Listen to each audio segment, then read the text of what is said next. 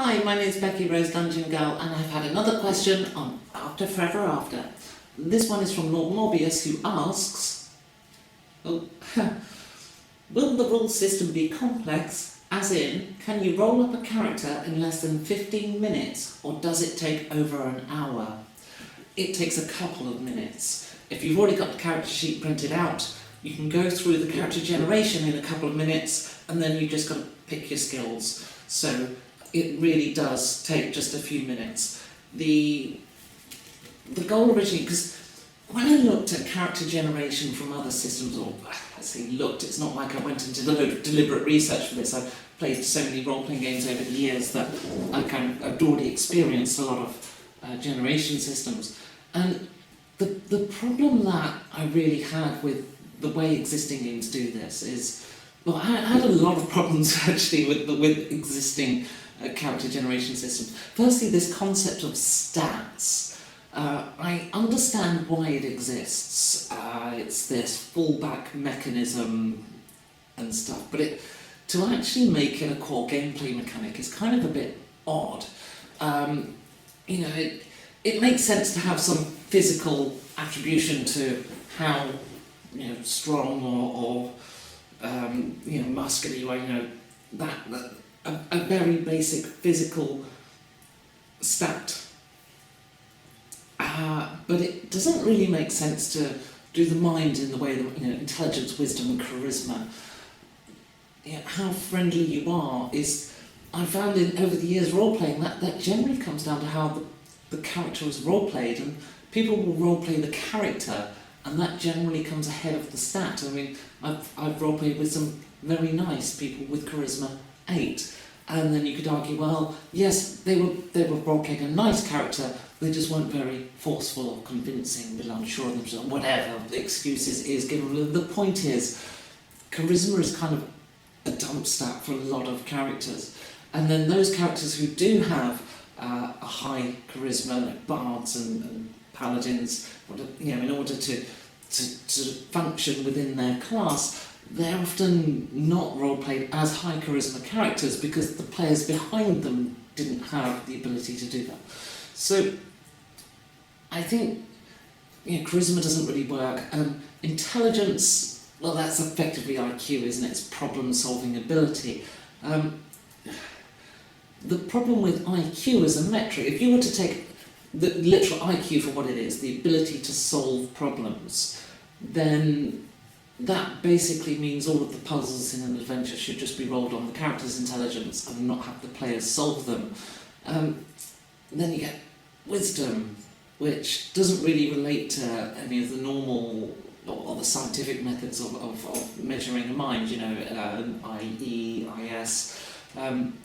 Wisdom doesn't really fall into that. It's just this, it's the old wives' tale strength of the mind, and it's strange. And then when you look at physicality and constitution being separate from strength, I've got to say, in my experience, if someone's physically strong, they generally have a high constitution too.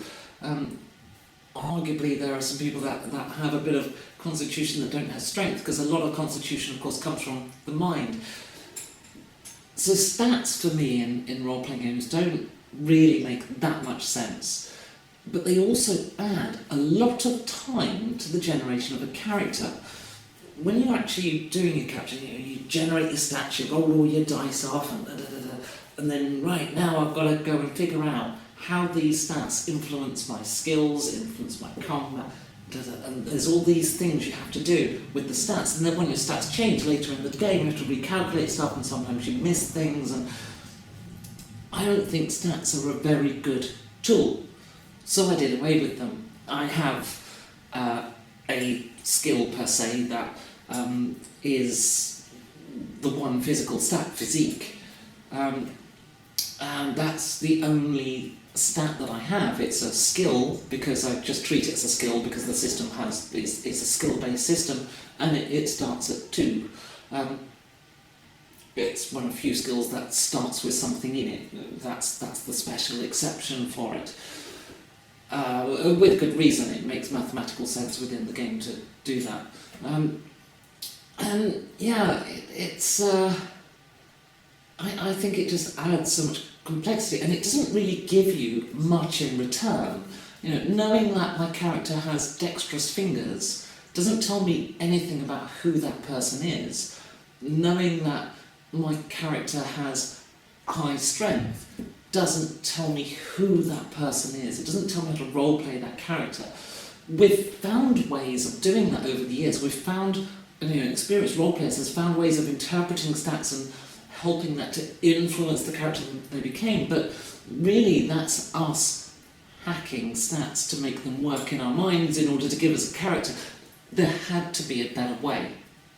And when I approached the character creation, one of the things that really bothered me, and I have mentioned this before, but when you come up with a game world and you do your session 0 and you explain to the players what you're trying to achieve with this game and so on, and then the first thing that happens is some player turns up with a monk, somebody has a dragonborn, somebody has a tiefling, and you go, well, these weren't in my world, and yeah, but you didn't ban them. I didn't think I needed to, you know. So I wanted geography to be a key part of character creation.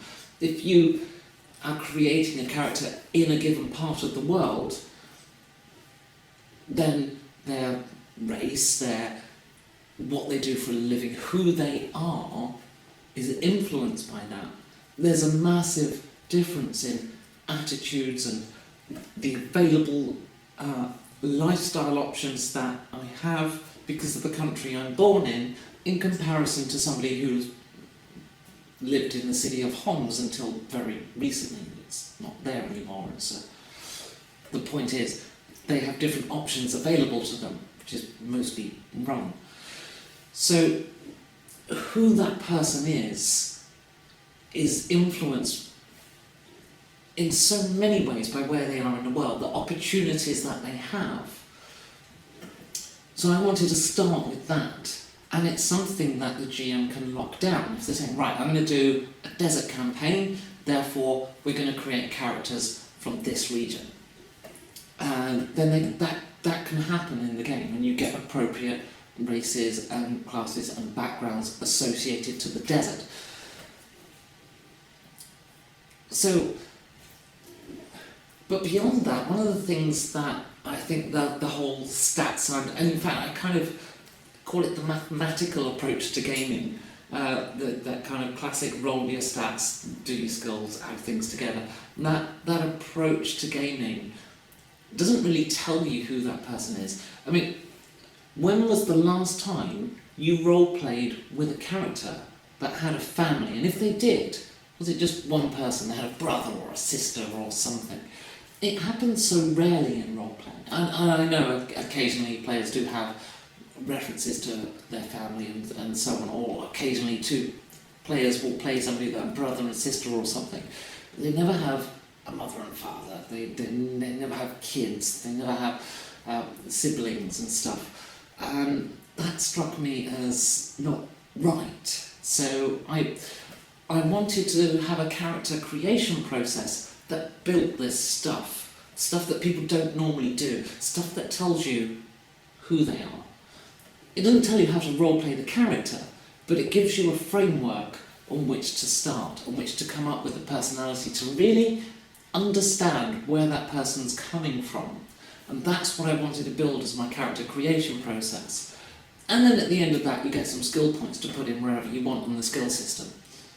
You'll have been given some during character creation, and then you just assign the rest wherever you feel best fits that character. It's a very quick process. It's table driven. I don't have tables in the main game itself. There's no sort of look-up tables whilst you're playing, but the character creation is all done on tables, primarily in order to create the stuff that we often overlook in other systems.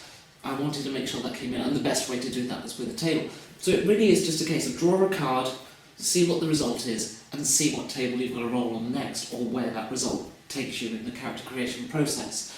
The entire thing can be randomly generated from the very first question, geography, or your GM can decide, or if the GM wants to in their game, they can say, right, you can pick from this table or you can pick from that table.